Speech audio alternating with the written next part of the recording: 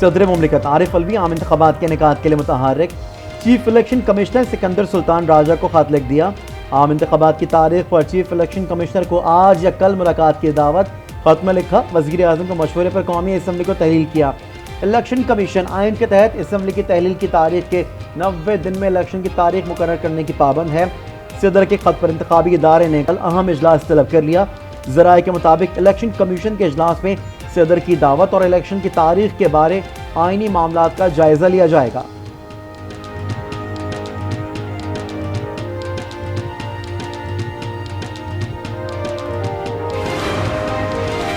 Election کب اور کیسے ہوں گے؟ الیکشن کمیشن کا مشاورتی عمل شروع۔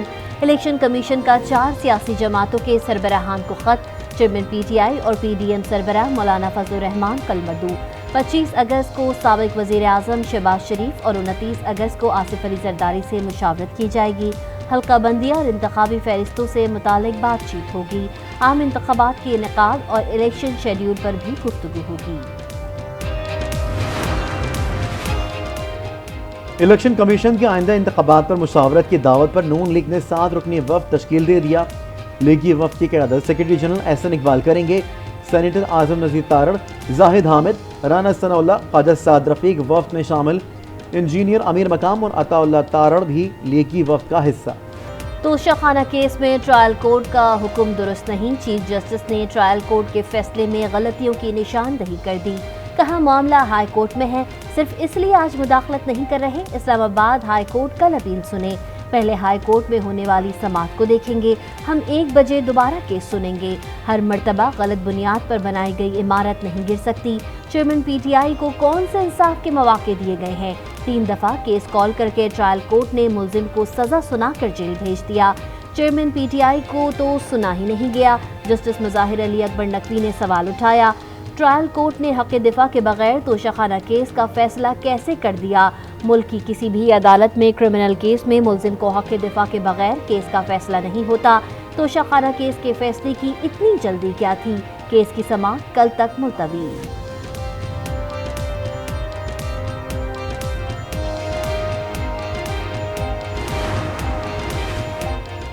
چیف جسٹس کی وکالت چیئرمین پی ٹی آئی کو اچھا نہیں بنا سکتی۔ چیف آرگنائزر نون لیگ مریم نواز کا رد عمل، کہا اس وکالت سے خود چیف جسٹس کا امیج خراب ہوا۔ سابق وزیر اطلاعات مریم اورنگزیب نے بھی ٹویٹ کر دیا، لکھا قوم ابھی گڈ ٹو سی یو اور وشنگ یو گڈ لک کا انتظار فرمائے۔ کچھ ملزمان کو لاڈلے پن کا فائدہ حاصل ہے، عطا تارڑ کا شکوہ۔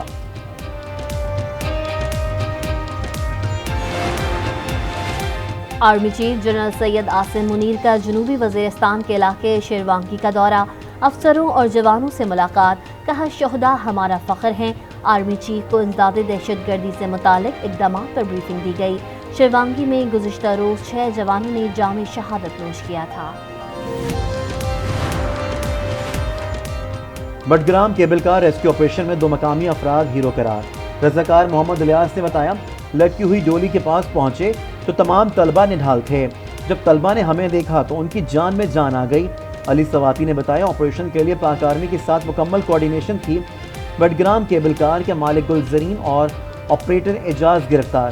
تھانہ الائی میں مقدمہ درج، کنٹرول روم کو سیل کر دیا گیا، تفتیش جاری۔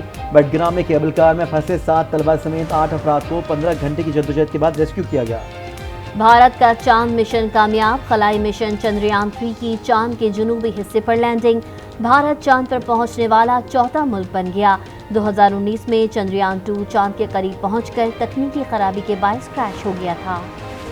چیئرمین پی ٹی آئی کا اسلام آباد ہائی کورٹ پر عدم اعتماد۔ چیئرمین پی ٹی آئی نے چیف جسٹس اسلام آباد ہائی کورٹ کے خلاف سپریم کورٹ سے رجوع کر لیا۔ تمام مقدمات لاہور یا پشاور منتقل کرنے کی استدعا، کہا گیا عدالتی فیصلہ ہونے تک مقدمات کی سماعت سے روکا جائے۔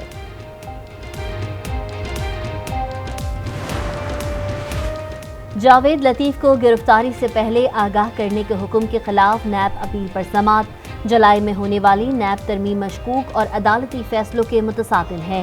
چیف جسٹس عمر عطا بندیال کے ریمارکس، پوچھا سوال جواب کے لیے بلائے گئے بندے کو جیل میں کیسے ڈالا جا سکتا ہے؟ جسٹس اطہر من اللہ نے کہا نیب قانون کی تشریح عدالتی فیصلوں اور آئین کے تناظر میں ہی ہو سکتی ہے۔ سپریم کورٹ نے جاوید لطیف کو گرفتاری سے پہلے آگاہ کرنے کے حکم کے خلاف نیب اپیل خارج کر دی۔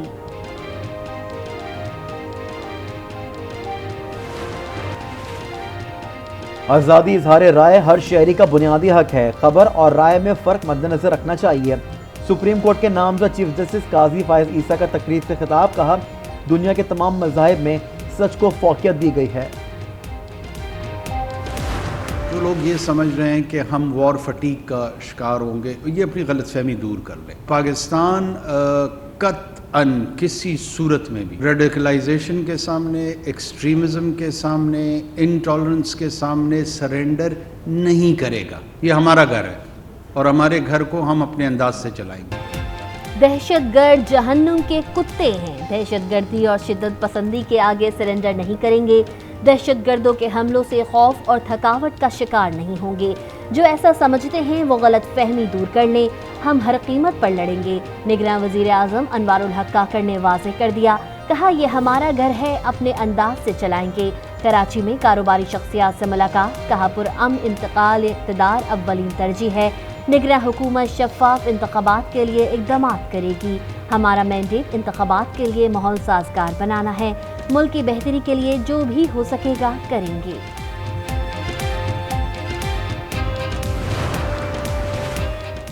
نواز شریف کی ایک بار پھر سابق چیف جسٹس ثاقب نثار پر تنقید، کہا ثاقب نثار نے کہا تھا نواز شریف اور منی نواز کو جیل میں ڈالنا ہے، باہر آنے نہیں دینا اور پی ٹی آئی سربراہ کو لانا ہے۔ سوال اٹھایا وہ لوگ کون تھے؟ پی ٹی آئی سربراہ کو لانے والوں کو کون نہیں جانتا؟ امریکی کرنسی کی مسلسل اونچی اڑان، انٹر بینک میں ڈالر کی قیمت میں 63 پیسے کا اضافہ، قیمت 299 روپے 63 پیسے ہو گئی۔ اوپن مارکیٹ میں ڈالر 6 روپے مہنگا، ڈالر 312 روپے کا ہو گیا۔ عوام کو پھر سے بجلی کا جھٹکا، نیپرا کی بجلی 5 روپے 40 پیسے فی یونٹ مہنگی کرنے کی منظوری، صارفین پر 146 ارب روپے کا اضافی بوجھ پڑے گا۔ اطلاق لائف لائن اور کے الیکٹرک صارفین پر نہیں ہوگا۔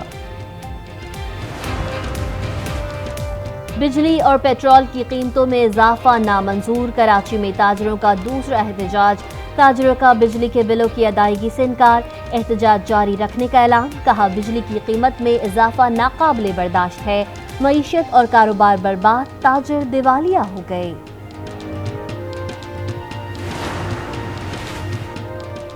کہ الیکٹرک نے اپنا قلعہ درست نہ کیا تو وزیر اعظم سخت ایکشن لیں گے، گورنر سندھ کامران ٹیسوری کی وارننگ، کہا کہ الیکٹرک بجلی کے بلوں پر غور کرے، اگر ایسا نہ ہوا تو امید ہے نگراں وزیر اعظم ان کے خلاف کارروائی کریں گے۔ بھارتی سیلابی ریلے سے دریائے ستلج اوور فلو کر گیا، کوٹلی فتح محمد کے مقام پر اونچے درجے کے سیلاب سے تباہی، حفاظتی بند ٹوٹنے سے درجنوں دیہات زیر آب، سینکڑوں مکانات پانی کی نذر، ہزاروں ایکڑ فصلیں تباہ، 29,000 سے زائد افراد محفوظ مقامات پر منتقل۔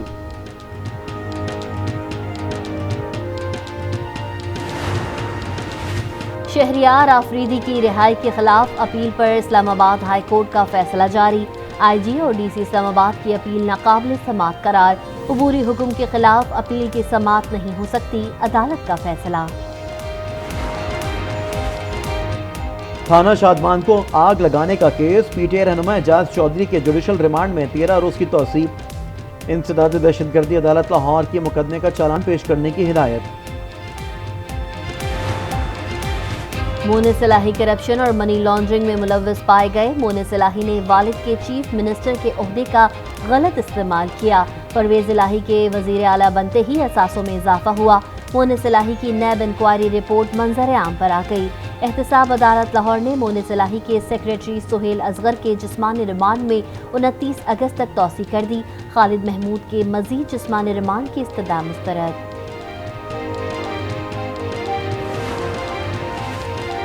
L N G case, F I A عدالت منتقلی کا فیصلہ اسلام آباد ہائی کورٹ میں چیلنج، شاہد خاقان عباسی کے 3 شریک ملزمان کی درخواست پر نیب کو نوٹس جاری، عدالت نے کیس کا ٹرائل ایف آئی اے عدالت میں فوری روکنے کی استدعا مسترد کر دی، کہا پہلے فریقین کو سنیں گے پھر دیکھیں گے۔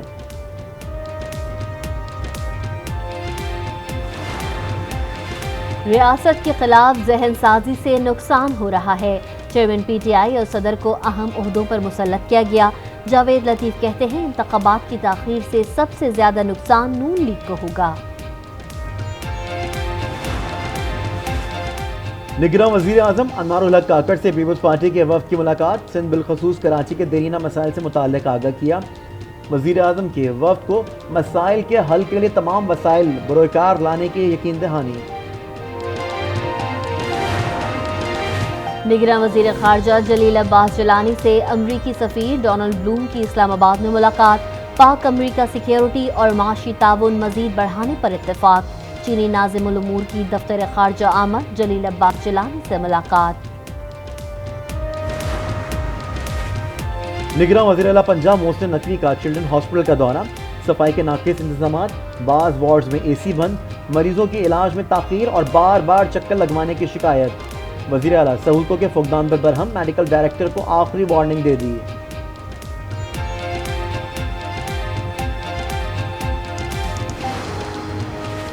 عوام کے لیے پاک فوج کی خدمات کا سلسلہ جاری، بلوچستان میں مفت میڈیکل کیمپ کا انعقاد، 1000 سے زائد مریضوں کا علاج کیا گیا، مفت ادویات اور راشن بھی فراہم۔